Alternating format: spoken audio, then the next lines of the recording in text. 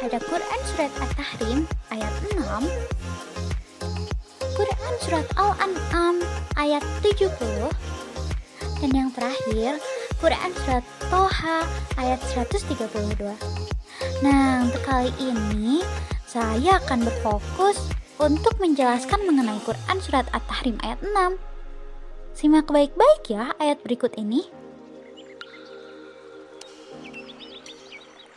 A'udzu billahi minasy syaithanir rajim. Ya ayyuhallazina amanu qu anfusakum wa ahlikum nara وقودها الناس والحجارة عليها ملائكة غلاظ.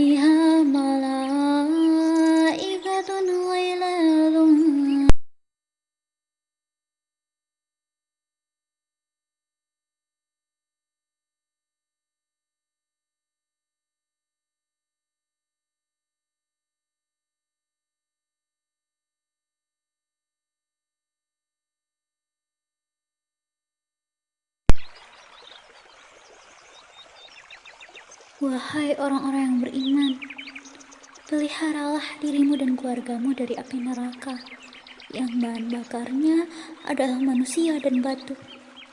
Penjaganya malaikat-malaikat yang kasar dan keras, yang tidak durhaka kepada Allah terhadap apa yang Dia perintahkan kepada mereka, dan selalu mengerjakan apa yang diperintahkan.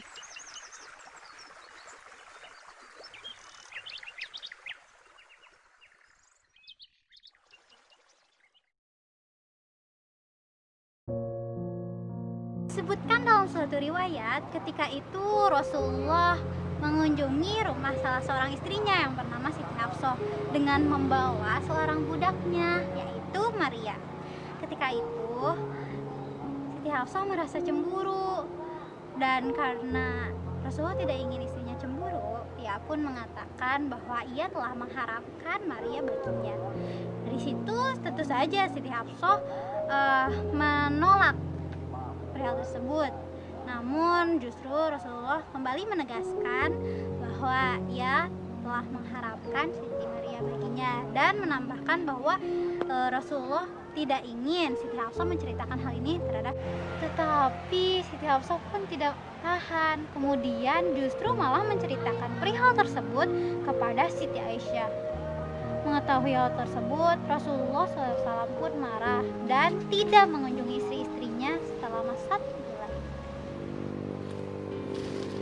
Berdasarkan riwayat tersebut, kita dapat menyimpulkan bahwasannya permasalahan dalam suatu keluarga merupakan hal yang sangat biasa. Bahkan keluarga seorang nabi pun bisa mengalami sebuah permasalahan.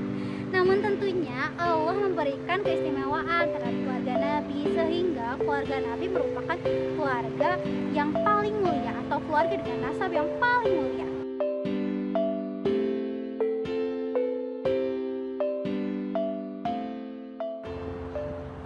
Nah, balik lagi ke materi ya. Seperti yang kita tahu, tanggung jawab terhadap keluarga dan masyarakat telah dijelaskan dalam Quran Surat At-Tahrim ayat 6. Nah, dalam ayat tersebut kita bisa mendapat 3 poin utama yang dapat kita ambil hikmahnya. Pertama adalah perintah untuk taat kepada Allah dan juga berdakwah. Kenapa sih kita harus taat kepada Allah? Allah tentunya bukan semata-mata ingin hamba-hambanya taat, namun justru itu karena Allah sayang kepada kita. Allah tidak ingin hamba-hambanya itu terkena siksanya. Nah, terus gimana caranya?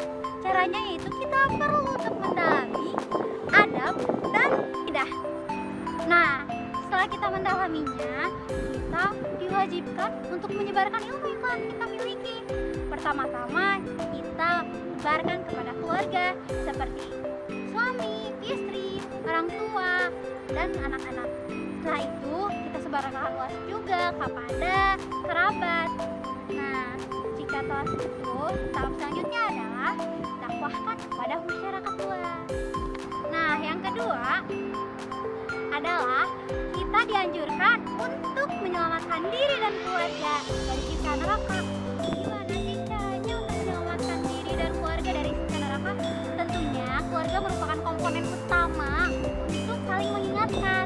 Maka dari itu kita harus saling mengingatkan dalam kebaikan maupun menjauhi keburukan.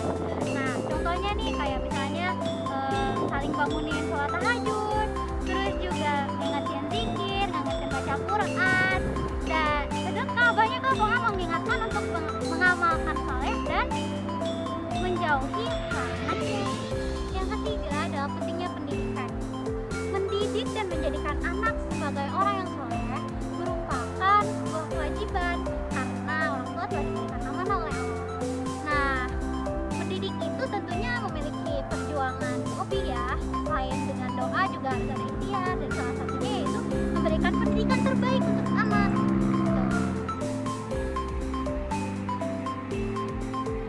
Rasulullah SAW telah mengingatkan kita tentang betapa pentingnya mendidik anak sejak dini.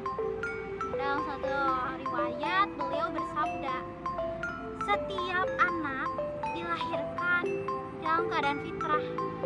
Nah, hanya kedua orang tuanya lah yang menjadikannya seorang Yahudi atau Nasrani